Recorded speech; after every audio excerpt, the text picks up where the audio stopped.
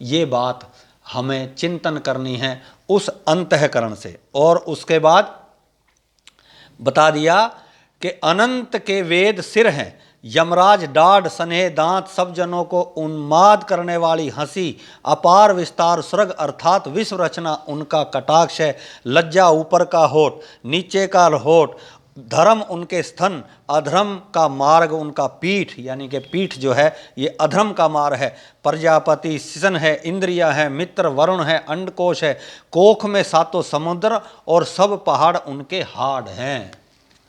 ये उनको याद नहीं करना है भगवान को, उनको याद करके अपने अंतःकरण में वो चीज लानी है।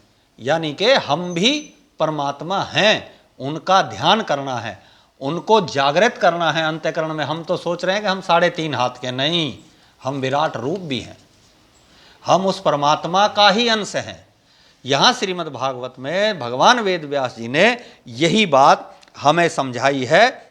अस्तु कह दिया कि सब सर्व विकार कोशः अन्य व्यक्त माहुर हृदय मनस्य चंद्रमा सर्व विकार कोशः, कि हे कुरुनंदन, व्यापक ईश्वर के वस्त्र संध्या और प्रभात छाती है, और सब विकारों का कोश चंद्रमा है। सब नदी नाड़ी उनकी नाड़ियां हैं, सब वृक्ष उनके शरीर रोम है। हे नरपेंद्र, श्री भगवान विश्वरूप है, अनंत वीर्य हरि का श्वास पवन है, गति अवस्था और गुण प्रभा संसार भगवान का कर्म है। अब यहाँ हम बार बार इस बात का जिक्र इसलिए कर रहे हैं कि आप और हम इस पथ से भटक ना जाएं। क्यों? कि जो श्रीमद् भागवत में विराट रूप का जो दृष्टांत भगवान सुखदेव जी राजा परीक्षित को समझाने की कोशिश कर रहे हैं, उसका उद्देश्य ये है कि इन चीज़ों को आप अपने अंतःकरण में धारण कर लो तो हम भी परमात्मा स्वरूप हो जाएंगे। उसके बाद बताया है विज्ञान शक्सित महिमा मनंति सर्वात्मनवंतः करणम गिरित्रम अस्वास चह वहरे वृष्टः गजा नखानि सर्वे मृगा पशवः श्रोणि देशाः, के जो सर्वात्मा हरि के अंतकरण शिव जी हैं, यानी कि सबके आत्मा जो हैं वो शिव जी हैं। हाथी घोड़े उष्ट ऊंट और खच्चर परमेश्वर के नख, सब नखून हैं। सब मृग पशु नितंब हैं और भगवान के विचित्र व्याकरण शब्द शास्त्र सब पक्षी हैं। सब मनुष्यों के निवास मनु भगवान की बुद्धि, गंधर्व विद्याधर चरणादि व षडस ऋष आदि 7 स्वर उनके हैं। उर्वशी आदि जो अप्सराएं हैं भगवान की स्मृति, असुरों की सब सेना उनका पराक्रम है। देखिए एक एक श्लोक में जो वृत्तांत बताया गया है भगवान के विराट रूप को यहाँ बताया है भगवान ने। और 3 श्लोक और पढ़ दें फिर व्याख्या करते हैं। उसके बाद बताए हैं गंधर्व विद्याधर चनाप्सराः सवरस्मृतिरसुरानि कवीर्यः ब्रह्माणं छत्रभुजो महात्मः वीडुरङ्घ्रि श्रित कृष्णवर्णः नानाभिधा बीजय गणोपन्नो द्रव्यात्मकः क्रमवीतान्योगः यान सावीश्वर विग्रहस्य यया सन्निवेशकथो मयाते संधार्यते यस्मिन् वह पूषि सववेष्ठे मना सवबुद्ध्या च यतो अस्ति किंचित् सहस्रव धीवृत्तयनुभूत सर्व आत्मा यथा सपन्नजनैच्छितिकाः तम सत्यमानंदनिधिं भजेत नान्यत्र सदेतयात्म पाताः। बोलिए सच्चिदानंद भगवान की जय। देखिए जो बात यहाँ भगवान सुखदेव ने परीक्षित को बताई है कि ये जो 3 उपाय मोक्ष के हैं, जब परीक्षित ने फिर से प्रश्न किया तो भगवान ने बताया कि परीक्षित ने पूछा कि कैसे ध्यान हो, तो सुखदेव को बताना पड़ा, भगवान सुखदेव को बताना पड़ा कि ऐसी ऐसी बात, ऐसा नहीं कि उनको बुला ले तू विराट रूप को, ऐसी ऐसी बात तू अंतःकरण से सोच ले।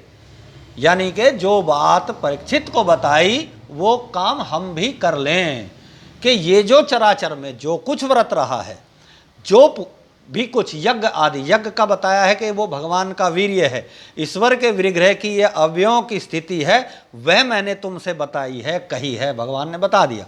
और शरीर में मन अपनी बुद्धि से मुमुक्षु जनों को भले प्रकार धारण किया जाता है, इससे परे और कुछ भी नहीं है। 38वें श्लोक में ये बता दिया, या सन्निवेश कथितो मयाते संधार्यते अस्मिन् वै पूषि सवमिष्टे मनः सब बुद्ध्यान यतो अश्चिकिंतित।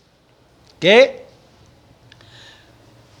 आखिरी में यही बात भगवान सुखदेव को भी कहनी पड़ेगी कि जो बात मैंने तुझे बताई है कि विराट रूप के जितने भी चराचर में, आप कोई ज़रूरी नहीं है कि उन चीज़ों को आप वहीं पे स्थापित करके विराट रूप बनाओगे।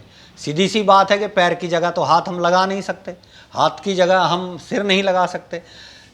तो जो जो हमारी बॉडी के अंग हैं, उन अंगों में हम उस विराट रूप की आकृति को स्थापित कर दें और फिर उसका चिंतन करें।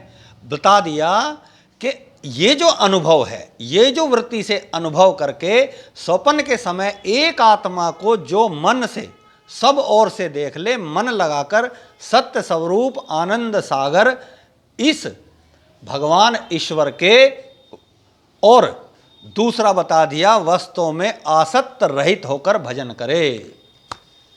कि जो जो रूप मैंने बताए हैं, जो जो जगहें भगवान विराट की बताई हैं, किसी चीज़ में आसक्त रहने की जरूरत नहीं है।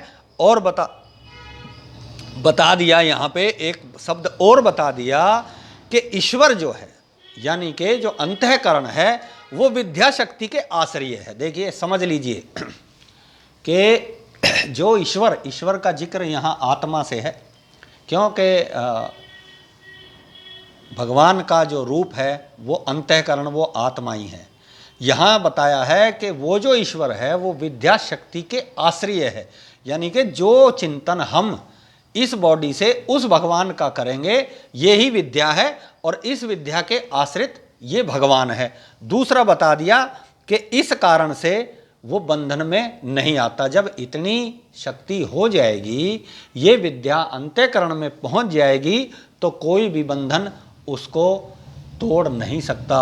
और वो विराट रूप हमारे अंतःकरण में जो आत्मा है उसमें वो रहेगा। और दूसरा बता दिया कि जीव जो है, अगर हम इस चिंतन करेंगे कि नहीं नहीं ये 3 हाथ की 3.5 हाथ की बॉडी में अब भगवान विराट रूप बन जाए, तो कह दिया कि ये अविद्या है, ये बिल्कुल बेकार है, इसको सोचने की जरूरत ही नहीं।